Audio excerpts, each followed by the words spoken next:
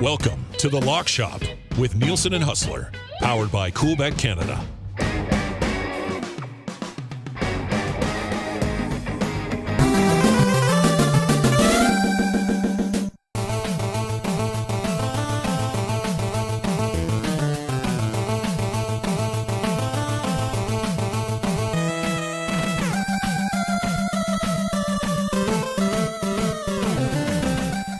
Hello, everyone, and welcome to a Tuesday night episode of the Fantasy Football Extravaganza, a Lock Shop production. Nielsen and Huss back with you once again. What's up, buddy? How you doing tonight? I'll tell you what, I got fired up just listening to that Tecmo music. I know. Anyone that spent some good time on Tecmo or Super Tecmo over the years knows exactly what you were listening to as we got in here. And tell you what, I'm fired up, man. I can't wait to do this with you this year as we kind of grow what we're doing with the Lock Shop. And hey, anyone that plays fantasy football knows when you get to the middle of August, it is go time, mock drafts. We got our big draft weeks coming up. And I'll tell you what, I could do this 24 hours a day right now. Talk of what's happening around the league and getting ready to make our picks, whether you're doing a draft, whether you're doing an auction. It is about to go down in the next little bit. And every team's 500. Every fan has hope right now. This is the best time of the year. I sometimes question myself and my passion for fantasy football because I'll be out in April, March, and I'm doing mocks before the NFL draft even exists. And you're still drafting like the Breece Halls and stuff, but you don't know where they're going to go yet. So it's just an absolute shit show, to be honest with you. But I love it. Well, you know me, Huss. You're the same way. I love a good draft, buddy. I'm doing mocks. Anytime I have 10 minutes to sit down, I'll do a mock. I think in the last 5 days, I've done them on the airplane, waiting to get on the airplane, waiting to get off the airplane, waiting to get a haircut, which turned out very good, if I may say so myself. And that was one of my better mocks as well. So I've been mocking like crazy. Best ball drafts was something I was introduced a couple of years ago to, where you just draft the team and you just leave it for the year. And it's actual league. You don't have to touch the lineup, though. So those have been fun. I've probably already done about a dozen of those because I don't have to worry about them anymore. To me, it's all just like soaking in the knowledge. That's what I want to know. I want to see where guys are moving, whose stock's going up, whose stock's going down. And that's why I love doing this. I've been doing this for 3 years, and that second seat has been a very coveted spot. And I'm happy to hand it to you, my man. Well, I got to tell you, this is going to be fun. And yes, we all have friends that are mock draft guy, but I've taken it to an entire different level. I mean, I'll fire up my Twitter and go, waiting for a haircut. What do you think of this team? And going forward. But honestly, I mean, for folks, especially ones that are new to fantasy football, the mock drafts are an incredible resource to get you used to, where players are going, what sort of demands there are on players right now. Some trends going on. And more than anything, if you haven't done it before, you're going into a league for the first time, you're thinking about starting a league with friends, it's just a great way to learn more about the players, where they're going, and get you ready for the big day, which, of course, is draft day. But listen, this is going to be a hell of a lot of fun throughout the year, in addition to all the extra content we're doing with Coolbet for the Lock Shop on the betting side of things. If you missed it, folks, we did a regular Tuesday show with the CFL picks and some golf and whatnot earlier on, so check that out. But Tuesday nights, we're going to be hitting the waiver wire. We're going to be recapping what happened the week before and getting ready to hopefully get off to a great start with Thursday night football each and every week. We've got lots to get to on our quarterback position preview. We'll certainly hit running backs and wide receivers as we work our way towards the season. We're going to try to coordinate a draft with a bunch of our buddies, both from Winnipeg and Edmonton, some members of the media that you might be familiar with. Do a draft that we can stream out and then break down after on an episode. The last 3 years, I've had the Fantasy Football Extravaganza Listener League, which has gone over very well. We'll probably launch that again. Last year, Prosper, who's actually my neighbor, works at CT. He won the Listener League, and he got this ring right here from Legend Rings, my buddy who runs Legend Rings. Check this out. I haven't presented it to him yet, but it's here. It's locked and loaded. I'm going to walk across the street and give it to him. These things are legit. Look how bloody big this thing is. Like, for reference, look at it on my hand, dude. Like, this is ridiculous. How sick is this? Like, eat your heart out. On one side, it says FFE, Fantasy Football Extravaganza 2021, and it's got his name on the other side. What? Yeah, oh yeah. Yeah, these guys are great. So, yeah, another one of these will be up for grabs this year in the Listener League. So we'll give you all the details on how you can get in on that. Listen, that is next level. And the fact that you can, especially if you do an in-person draft with your buddies, or you get together with them to watch games on Sunday, being able to be... Well, I was reaching for this because I have a hockey draft coming up, and this is the championship ring for our hockey league that one of my buddies gets too. So, legend rings, man. Great work. Clip that. Yeah. Clip that. You inadvertently just gave us one of the great clips for like right in the first 10 minutes of working. We haven't even got to the top 18 yet. So we'll certainly get to that. But we're gonna have a lot of fun as always. If you've been following along with the extravaganza for the last 3 years, you know what I like to do here, and it's great to have Huss on board. And yeah, if you want to comment anytime, hit us up in the comments section. We've got some questions already rolling in. We are looking for your quarterback questions. The one reason I've always done this live in an evening, so a lot of people can slide in, ask some questions, and we'll certainly do that. We're going to get to some of our my guys this year, some quarterbacks. Maybe everybody wants to take Josh Allen and Patrick Mahomes and those top end guys, although Patrick Mahomes is probably one of your guys, I guess. So, but then we got your favorite 2-year quarterbacks, some very interesting second-year guys. Who's going to step up there? Some sleepers that we can get to. We'll talk a little bit about quarterback draft strategy, but like I said, your questions as well. Huss, let's just dive right into it. I'll get my top 18 out of the way, and it can kind of spur on the rest of this episode. And I am going to have Josh Allen. Pretty much everywhere you look, Josh Allen is at the top of the list. And I'll run through this list quickly, and then we can kind of dissect it here. If you're watching and you like the list, you hate the list, whatever, chime in. And of course, if you're listening to the podcast, you can tweet at us anytime. I'm in Nielsen TSN 1216. He's at Hustlerama. Josh Allen at the top of the list. I'm going to put Justin Herbert in at 2. Lamar Jackson, maybe 1 or 2 spots higher than where you'd see him normally. Patrick Mahomes, maybe 1 or 2 spots lower than where you would see him normally. He's at 4. 5, Jalen Hurts. 6, Tom Brady. 7, Kyler Murray. Joe Burrow is 8. Kyler Murray, sorry. Dak Prescott at 9, Russell Wilson at 10, Trey Lance at 11, Derek Carr at 12, Stafford at 13, Kirk Cousins at 14, Aaron Rodgers at 15, Justin Fields at 16, Jameis Winston at 17, and Trevor Lawrence, one of those second-year guys that we'll probably discuss, sitting in the 18 spot. So that's my top 18. If you're in a one-quarterback league, that is more than enough to get you started. If you're in a super flex league, and once again, if you're new to fantasy football and you're like, what's a super flex league? Super flex league is essentially a 2-quarterback league where you can start 2 quarterbacks, and then that changes the value of where you would draft these guys. But Huss, as you take a look at this list, buddy, anything stand out to you? Anything that you question? Anything jump off the page? Well, the disrespect for Patrick Mahomes is real. That almost set me off the edge right off the bat when I saw this the first. Listen, I mean, I completely understand Josh Allen being the number 1 QB on the list. The amount that he runs or has run in the past is one of the main reasons why Lamar Jackson's up there as well. But I mean, you've almost got a guy that at times can run like Lamar, or at least, get the amount of yards that Lamar does, along with a real legit passing attack. Herbert, I get why people are so high on Herbert. And listen, before I say this, why don't you, I'll ask you this, and then maybe I'll have a bit of a counter to it. You've got Herbert slightly above Lamar Jackson, slightly above Patrick Mahomes. I get Josh Allen. I think a lot of people will have him as the de facto number 1. I'm making an argument for someone else, but give me the thought process as to why, if you're picking a quarterback, you're taking Herbert first. And if he's not there, you're taking Jackson over Patrick Mahomes. Yeah, like you're right on Josh Allen. Like pretty much everywhere you look, Josh Allen's number 1. To me, the way I look at it, just as how these guys are grouped, Josh Allen is up here, and then the second tier, in my opinion, is 2 through 4.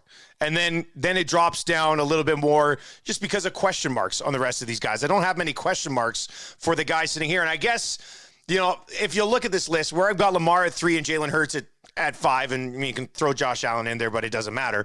I'm obviously leaning my list towards quarterbacks who are going to get some yards on the ground. And I think both Lamar Jackson and Jalen Hurts could take a run at 800, 900,000 yard seasons on the ground, which just make a huge, significant difference. So that's why I got Lamar in at 3. Herbert and Mahomes, and I mean, as a Chiefs fan, I guess you can probably come back at me a little bit on this one. I like the fact, first of all, Justin Herbert has been a stud so far. There's no doubt about that. But he's got his weapons back again, right? He's got Keenan Allen. He's got Mike Williams. Hopefully Mike Williams can stay healthy. Mike Williams, prior to getting hurt, again, dude is a Band-Aid, was off to a sensational start last year. You've got Austin Eckler coming out of the backfield, and these are all guys who are here. Whereas you look on the other side, and, you know, I don't want to take anything away from Patrick Mahomes because he might be the most ridiculous guy to ever play the position, but he doesn't have Tyreek Hill. Is Juju going to be a go-to guy? Obviously, Kelsey's going to be a monster, but how much can you force feed Kelsey? You're trying to work in, you know, MVS, who you brought in as well as a free agent from Green Bay. So, you know, there's some new guys that you need to get some chemistry with. And on top of that, I'm not too sure how Clyde Edwards-Helaire factors in, whereas I know Austin Eckler is going to be a stud for Justin Herbert. So at this point, with the loss of Tyreek Hill, I mean, I think that has elevated Herbert ahead of Mahomes for me. And then I just love Lamar's league-winning upside, so that's why I kind of slotted him in between those three. But that would be my second tier. Now, needless to say, and you can consider the source, I'm much higher on Patrick Mahomes than these other guys. Although everything that you said about Herbert is true. And I mean, I'll never forget, week 2 of the season, of his rookie year, he gets called in 15 seconds before kickoff after they punctured Tyrod Taylor's lung with a shot and tells him he's coming in. And he basically, it's a famous story. He got into the huddle and Hunter Henry, who at the time was on the Chargers, goes, "What the hell are you doing here?" I mean, that was how quick that it happened. But if you go back and watch that game, I mean, dude had ice in his veins, played a really good game. And I mean, he has turned into one of the top studs in the year, and he's got all the weapons. Here's some things to think about with Mahomes. And again, I'm coming from a more optimistic perspective, but I really do think that all of the talk about Tyreek Hill leaving and what this done is going to be, even though he seems like such a nice guy, the guy's an incredibly motivated competitor, and also I think has a real bad taste in their mouth about how they blew the AFC Championship game. But there's two things for me, and you kind of mentioned them both. One, the lack of a consistent power running game and reliability on Clyde Edwards-Helaire, and the loss of Tyreek Hill. I think, if anything, it might make Patrick Mahomes a better fantasy quarterback this year. First preseason game last week, Mahomes went 6 of 7, all to different receivers. He's been working all the guys in. I mean, I don't think that you're going to be able to key on Tyreek Hill and Travis Kelce the way you did before because of the sets. But here's the other thing. If you look at Kansas City's strength of schedule, the Chiefs have far and away the toughest schedule in the National Football League. I saw Warren Sharp, who does some great analysis work, compare them in a graph, and there's 31 teams, and then there's the Chiefs with this crazy outlier. To me, I think that's good for Mahomes. Think of the games that the Chiefs have played against the best teams. I mean, it's not like the Chiefs don't score. It's that they're forced to score more and put more points on the board. And here's another thing. Patrick Mahomes can run the football. He hasn't done that regularly because he hasn't had to. But, I mean, think back to some of the playoff games when the Chiefs were down, the comeback against the Texans, the games against the Bills. Patrick Mahomes, when he needs to do it, runs the football, and that is big-time fantasy points. Listen, I mean, I guess I'm painting a picture of the best-case scenario for the Chiefs right now, but everything Mahomes has done since he got to the NFL has pretty much been best-case scenario. I think the schedule is going to force the Chiefs to get more out of Mahomes, and I really do think that if they're playing better teams, tougher defenses, and they're trying to do what they can to shut especially Kelce down, you will see Patrick Mahomes run the football more. So, I mean, last year, you know, he had 381 yards rushing, which is still, I mean, really good. It was about half of what Josh Allen does. I bet you right now that with the Bills probably crushing a lot of teams when Allen won't have to do those things, and Mahomes will be in situations where they're going to need him to run for third downs, to continue on, and sure as hell not be sitting on the bench in the fourth quarter, that Patrick Mahomes might actually pass Josh Allen this year out of necessity.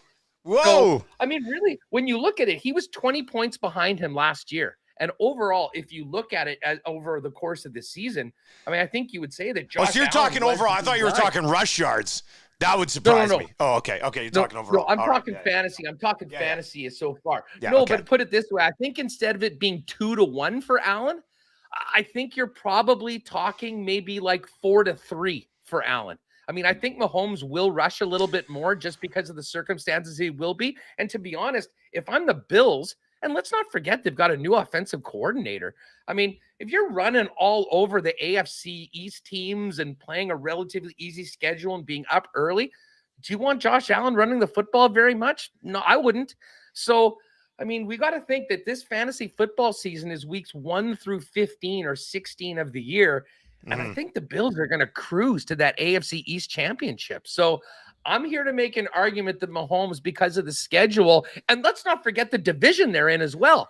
I mean, he's going up against Russell Wilson, a car now with Devontae Adams and Justin Herbert. So I'll just say this. The demise of Patrick Mahomes, if anyone is selling you that, has been greatly overrated. And listen, I may think that he's going scorched earth this year and getting the MVP, but I certainly think, and I sort of laid that out, why I think the circumstances, and that is so much of fantasy football, identifying what is going to force teams to do. And I think Mahomes is going to have to put a lot more on his back next year. I think they'll be in more close games. I think there'll be in games they're going to need to score more points to win. And I think that's going to be a great thing for fantasy owners that have 15 on the squad. Man, I'll tell you, like, first of all, I love the fact that, we're talking about Mahomes in a tier with Herbert and Lamar, and you come out and just lay it out. He's going to come and track down Josh Allen. So, like, there's no, like, I mean, this will be a running bit throughout all the fantasy football extravaganza and the log shop in general. I mean, your love of Patrick Mahomes is unmatched. Let's just say that now. I'm not going to sit here and make a case for Jared Goff because I'm wearing a Lions helmet, that's for sure. You do make some valid points, though, from a schedule perspective. I mean, if Patrick Mahomes can rush for 500 yards this year and mix in a few rushing touchdowns as well, because maybe they don't have faith in any of their running backs. Like, each of the last 4 years, Mahomes has had 2 rushing touchdowns. If instead of 381 yards and 2 rushing touchdowns, he goes for 500 yards and 5 rushing touchdowns this year, that's a big bump. That's a big time bump, and he might be put in that position this year as well. So, okay, so that's kind of tier 1 and tier 2. Huss, let's hit on one more thing out of these top 18. Anything else that jumps off the page for you? Well, I mean, there's a couple, but I mean, let's talk about that next tier. To me, and I'm sort of with you, that top 4, there's a kind of a clear delineation. I am interested in how high you are on Jalen Hurts, and well, talk about 2 guys, Jalen Hurts and Russell Wilson. When I first saw your list, I was surprised Hurts was as high as he was. And to be honest, I would personally take Russell Wilson ahead of Dak Prescott. I'm a big Joe Burrow guy, so I actually have Joe Burrow maybe a little bit higher as well. But Jalen Hurts, we know that he can run the football. Outlook on the Eagles and what that means for his fantasy value. And what about Russ in at number 10? Yeah, Hurts is an interesting one. And it's funny you mentioned Hurts and Russell Wilson, because that's my next tier. Like, Hurts, Brady, Murray would be at the kind of the top of the tier, and then Prescott and Wilson would be the 2 guys that kind of round it off. And then after that, I kind of got Trey Lance in at 11 as like an ultimate wild card. If Trey Lance hits, could he be a top 5 quarterback this year? Possibly. If there's some early season struggles, very likely he could fall into that 12 to 15 range with the guys I've got listed below him, which are Carr, Stafford, who's dealing with a shoulder injury issue right now, and then Kirk Cousins and Aaron Rodgers. But Jalen Hurts last year had 10 rushing touchdowns. They had 25 rushing touchdowns last year. Their number 1 running back, Miles Sanders, didn't have one of them. Like, when they need to finish things off, Jalen Hurts finishes it off. They brought in a good buddy of his in A.J. Brown, and you can say that might take away a little bit from the rushing game, but it's going to help the passing game. I just think there's like 1,000-yard upside on this guy on the ground. If he's rushing for 1,000 yards and 8 to 12 touchdowns again, he'll be an absolute monster. He had 782 rushing yards last year, so 1,000 would be asking quite a lot. But can he be in that 800 to 1,000 range that maybe only him and Lamar and possibly Josh Allen, and I don't know what happens with Kyler Murray, could he get himself into that range as well? Maybe. So I've got Jalen Hurts there at number 5, and then I do have Russell Wilson at number 10. And I'm just kind of thinking that the Broncos let Russ eat, as he's been wanting to do for so long, right? You want Russ to cook. Let Russ cook. And, he's got the weapons to do it. Cortland Sutton, and he had him in Seattle. They just operated differently in Seattle. But he's got Cortland Sutton, who I think is an absolute stud, or will be a stud with Russell Wilson. Obviously, you've got Jerry Judy as well. They do have a running game. I mean, there's obviously some options there at the running back position. But I think the Broncos. It seemed like forever in Seattle, and this is probably why it ended. It seemed like they had him reined back a little bit. I don't think Denver's going to do that. You bring in this guy to play the way he's capable of playing. So I've seen Russell Wilson a lot higher. I've been drafting Russell Wilson in like the 8th, 9th, 10th round in a lot of these mocks that I'm doing, and I love that value because I think Russell Wilson, could very well, even without an injury in the top 5, finish in the top 5. So I do like him as well.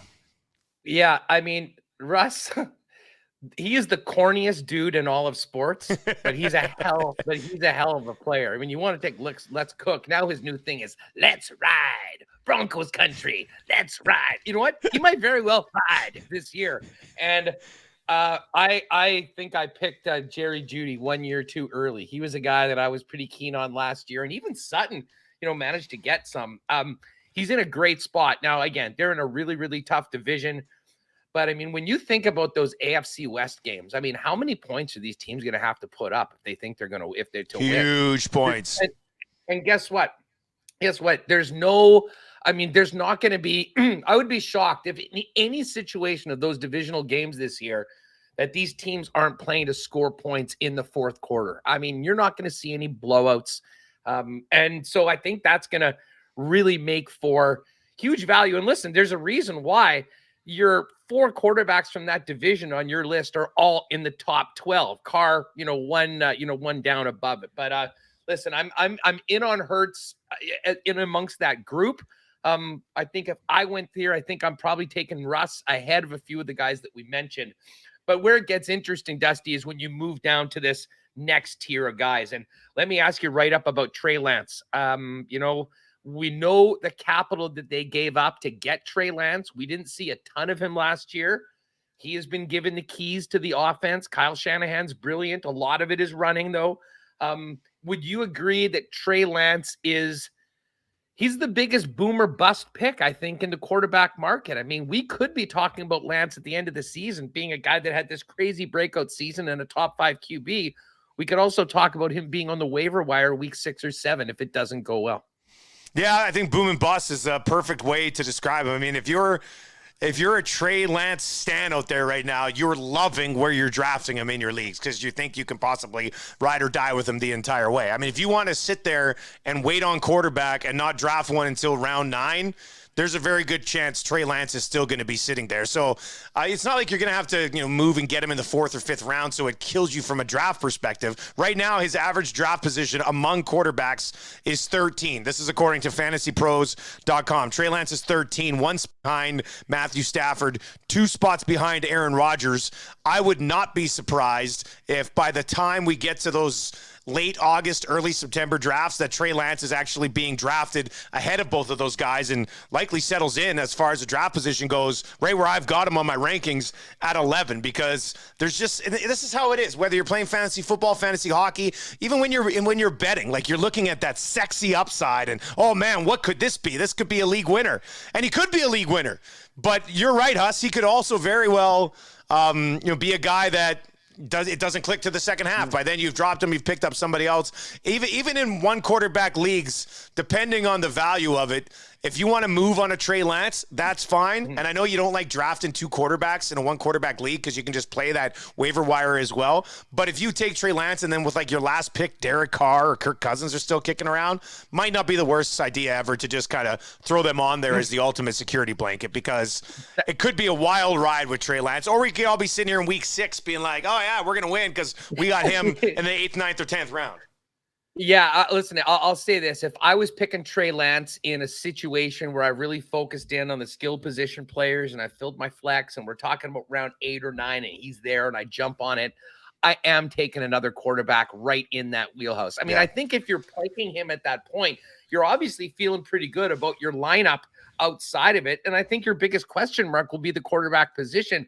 So whether you go back-to-back picks or take 2 QBs and 3 picks and get a guy like a Carr, a Stafford, if anyone in that top 10 is available, depending on how big your league is, you jump on that. But one guy I have to ask you about, Dusty, is Aaron Rodgers. I mean, I am not used to seeing Aaron Rodgers at number 15 on any list of NFL quarterbacks. I mean, he comes back as the MVP. We can't ignore the big turnover with his number one go-to guy in Davante Adams. But are people writing off Aaron Rodgers as an elite fantasy quarterback too quickly because of the loss of one player? His body of work certainly shows that he can make things work with a wide cast of characters that doesn't often involve a ton of Pro Bowlers outside of 17 that's gone now. Yeah, you know, that is interesting. Like, boy, you know, I listened to a lot of podcasts myself throughout the off season, and one of the things that kept popping up quite often, and I don't have the exact number in front of me, but it was more games than not when he didn't have Davante Adams, Aaron Rodgers still was on the plus side of 20 fantasy points. Like, he still found a way to get it done. So, I mean, maybe because of that, we are writing him off. I mean, no matter what right now, if Aaron Rodgers, for example, is one of my guys, like, you love Aaron Rodgers, you're loving the way this fantasy draft season is going right now, because you can sit around and literally draft Aaron Rodgers with like your 14th or 15th round pick.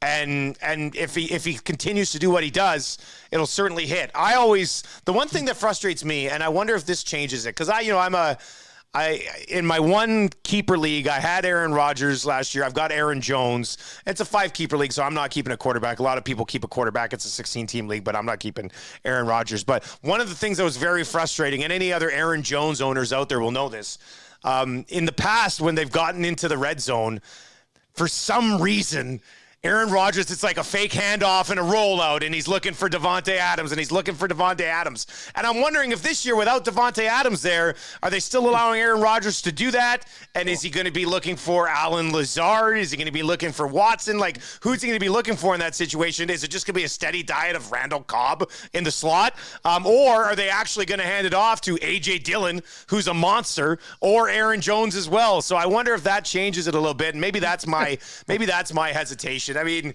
the fact that he put up really good numbers even without Adams does give me a little bit of worry of having him at 15, but I'm pretty confident. Could he end up ahead of Carr and Stafford and Cousins? Sure. That's why those guys are in that tier.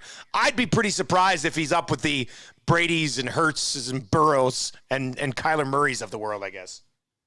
I know the reason for that. Because he's a self-absorbed egomaniac. And guess what? I don't think that changed over the course of the offseason. But the guy's incredible. I mean, he's gotten it done. I mean, his body of work speaks for itself.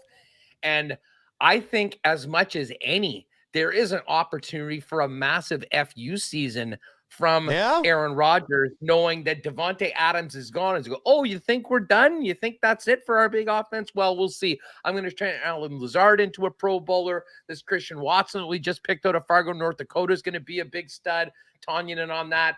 So I mean, listen, I'm not a Rodgers guy at all, but I wouldn't at all be surprised if he gets it done. And then you're exactly right. I mean, some of the mind-boggling decisions that I think are him over Matt LaFleur at the goal line, making sure like the guy, he doesn't mind padding the stats a little bit. Let's just say that. And that's fine for my fantasy quarterback. I will Let's get to just a couple of comments, and then we'll dive into our My Guys, some year two quarterback talk as well. Let's see here. NPC 76 says, we had that discussion when you had that mock draft, Dusty. You had Hurts and Lance. I'm very iffy on both. And I feel like it could be a situation where they're both top 6 guys. But we'll see how it plays out. Hurts is... Oh, yeah, nice preseason start. He was 6 for 6, led a touchdown drive. Like, he's got some weapons there, obviously, with AJ Brown. So Hurts is the one, and we'll get to him because he's one of my guys. We'll get to that in a second. The bearded Brad, who for the last 3 years has been on me, says, did I miss the kicker rankings? Because we don't do any kicker rankings ever. He says, I always get Rodgers super late in drafts. He obviously likes that as well. So if you do want to chime in, or if you got any quarterback questions, hit us up in the comments section right now. If you're watching on the live stream, make sure you subscribe to the podcast. We're going to be dishing this out on the Lock Shop podcast. We'll also still dish it out on the original Fantasy Football Extravaganza podcast feed, at least for this year, and allow everybody a chance to kind of merge them together.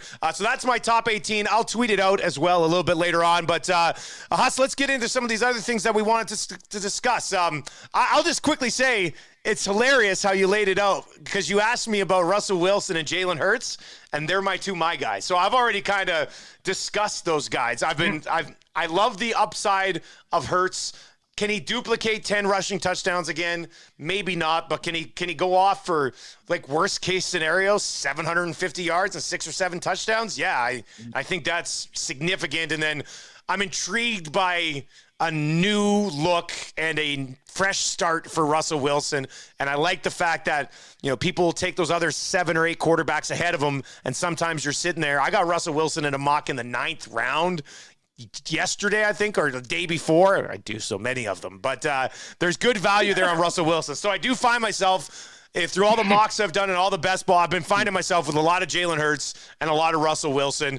We know Mahomes is one of your guys for sure, but who else do you like? What else is going on here?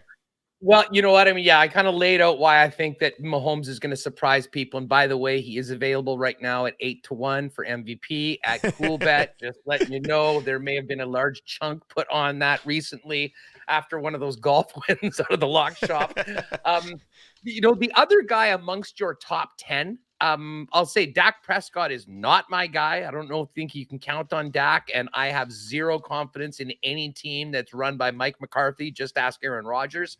But you know what? It is the guy that ended up being my nemesis in the playoffs last year, Joe Burrow. Like, the thing about Burrow and Cincinnati in that offense is that, I mean, listen, the guy's proven. He's got ice in his veins. He is legit, the real deal. A home run pick is the number 1 pick overall for a team that had some options.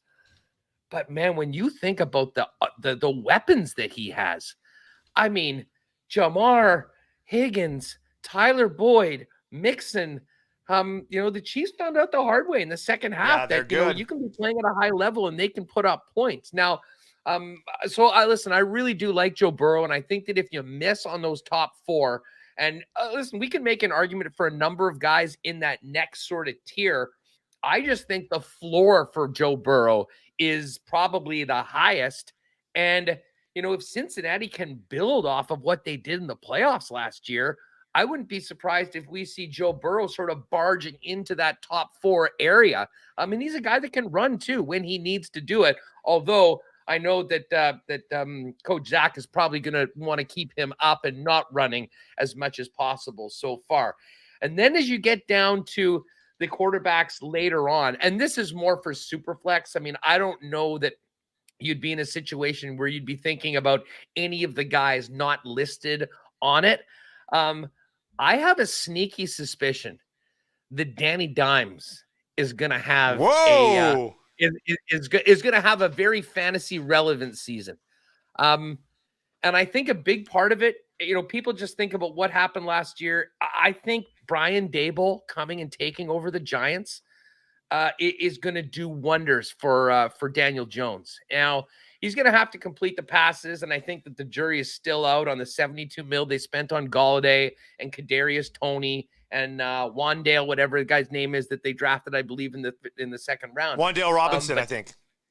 But Saquon is in there, and the fact that Saquon is healthy and a lot of people are high on him, don't be surprised if they use that for a lot of bait and switch, and Daniel Jones ends up having really significant rushing numbers this year, because we have seen it. Listen, he can't do the full 100 yards, but he can run a good 85 before he pops out. So listen, I'm not suggesting, I mean, if you're a guy that needs a backup in a 12-team league and you want to make sure you have a guy, maybe he's a really late pick, maybe he's a waiver wire guy. But just remember this, I wouldn't all be surprised if Daniel Jones goes from being a bit of an afterthought to a guy that is fantasy relevant a little later on. But let's get to, I mean, I don't know whether we want to talk about this in year. Okay, well, listen, we'll get to year two, guys, because there's a whole bunch. But I do have to ask you, maybe we'll just get right to this. Tuanon is out there. The Dolphin types that believe that Tua is the guy that's going to take this team to the next level. And then there are equally amount of detractors of Tua. there's no excuses now. He's got Jalen Waddle. He's got Tyreek Hill. He's got all those weapons, and yet he's not in your top 18. Are you basically just out on Tua? Is he fade material? I guess I was just gonna say I'm not anti Tua, but if he's not in that top 18 and Justin Fields and Trevor Lawrence are, then I guess I am anti Tua. And I was not a huge fan of him coming out of college in the first place. And he's in a full-blown, he's got to prove it to me before I'll even buy into any of the hype. You know, like you can sit here and convince me on Trevor Lawrence. You can sit here and convince me on Justin Fields.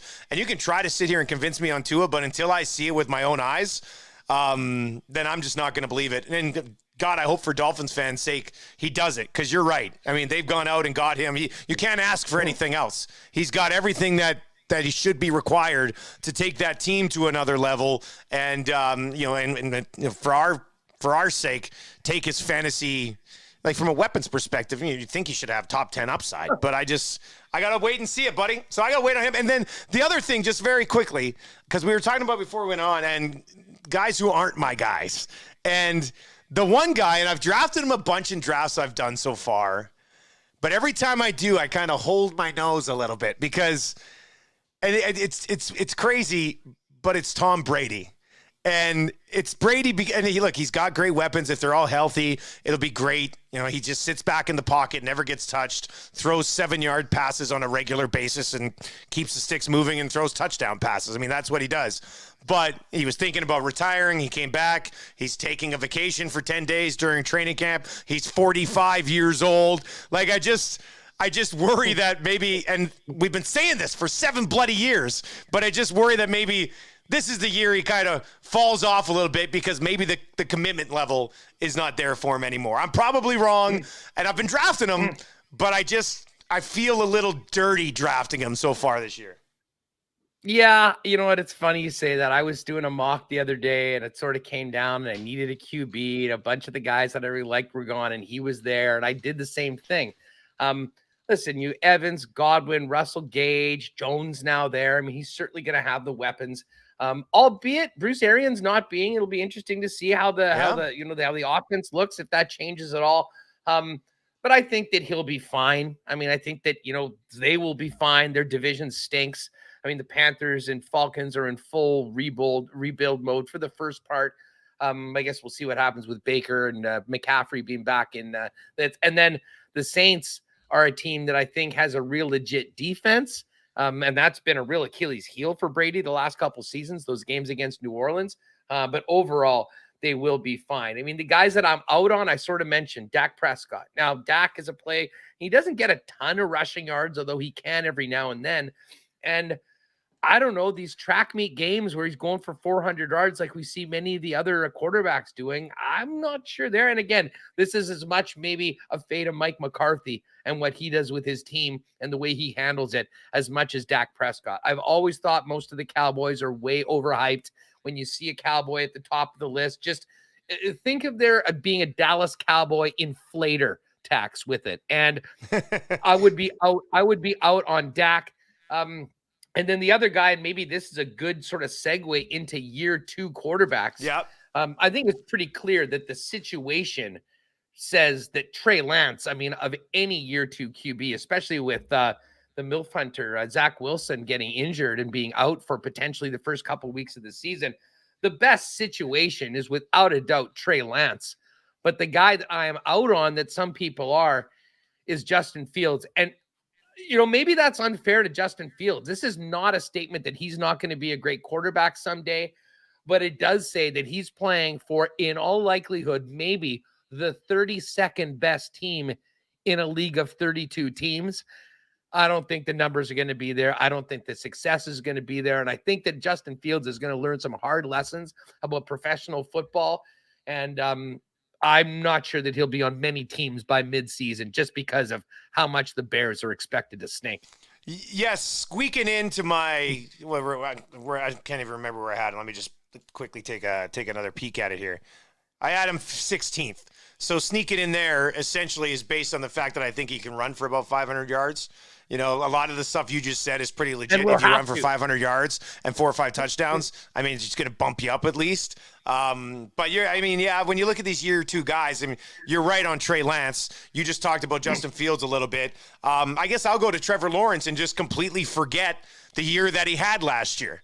You know, like as far as being put in a really tough spot as a first-year quarterback, coming in as the first overall pick, and you've got the joke of a coaching staff that you had that year. I honestly, I'm still approaching Trevor Lawrence like I would have last year. I believe in this guy. I think, it won't be a mess for him anymore. So not to a Trey Lance level. Trey Lance, favorite quarterback, second-year guy for sure. I don't think anybody's going to debate that, like you mentioned.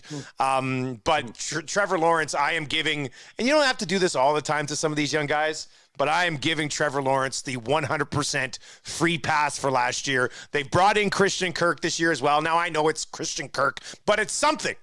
There wasn't a lot going on there last year. So he's got Travis Etienne back, who obviously will have a connection with him and could be a big part of that offense. Could certainly help having somebody that you're familiar with right there beside you. So I think that'll certainly help him as well. So I do like Trevor Lawrence quite a bit. Not to the point where I think he's going to win you your league this year. But if you've got him in Dynasty, I think that value is only going to go up as we work our way through this season. So that'd be the other year 2 guy that I would certainly look at.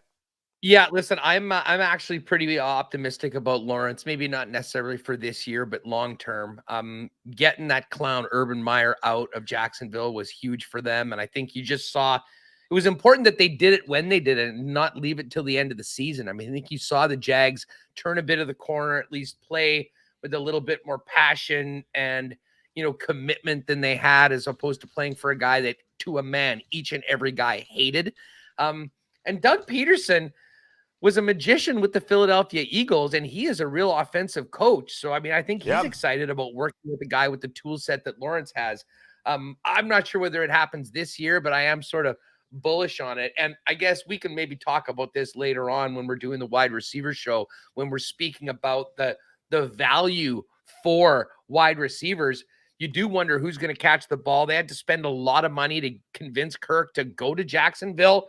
Marvin Jones is still there. Laviska Shenault Jr.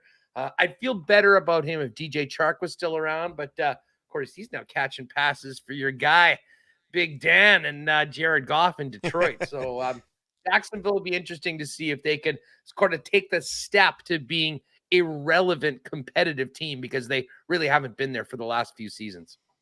All right, as for some sleepers, and then we'll talk a little strategy. We've got some questions that were asked a little bit earlier in the week. We're going to get to just a couple of those as well. The one sleeper that jumps off the page for me, and I'll probably just get to one, maybe another guy a little bit later on. But I look at Jameis Winston, man. I look at Jameis Winston. He had a good start last year, and then there was no weapons. There was no weapons. Now they've got Michael Thomas back. They drafted Olave. Alvin Kamara doesn't look like if he's going to be punished. It won't happen until next year. So he's going to have Alvin Kamara. They brought in Jarvis Landry as well. I think Jameis has bottom end, top 12 QB1 potential.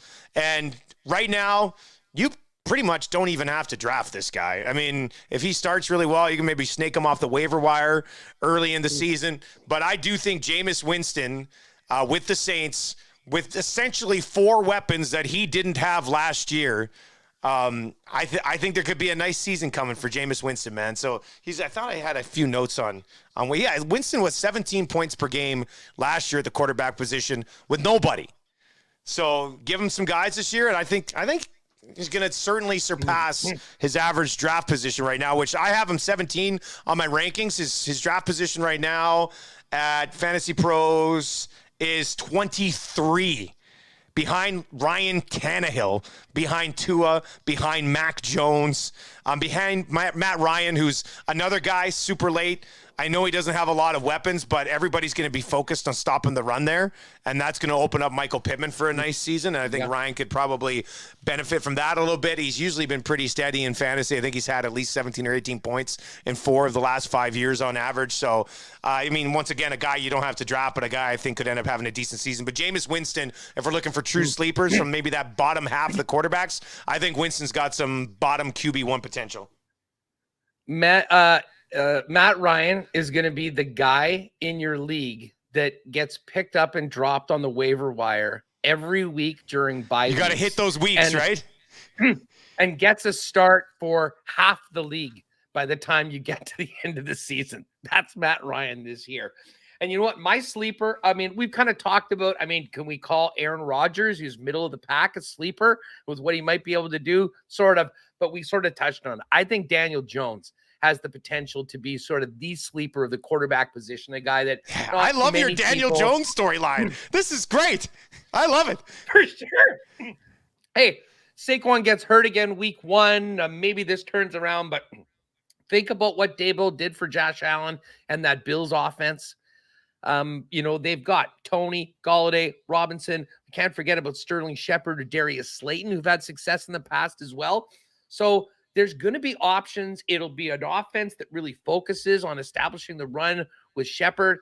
And I really do think that we're going to see some interesting plays where Daniel Jones runs the football as well.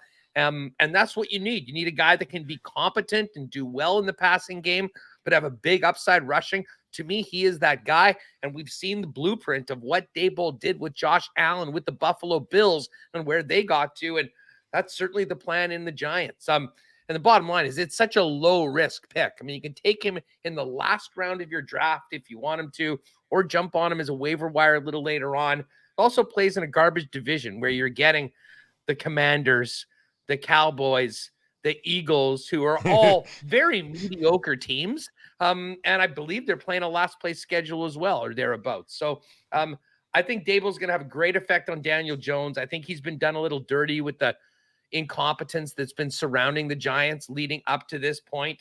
So brighter things a day for the G-men. And I think Daniel Jones will not be the flop that many people have already anointed him after his first few seasons in the NFL.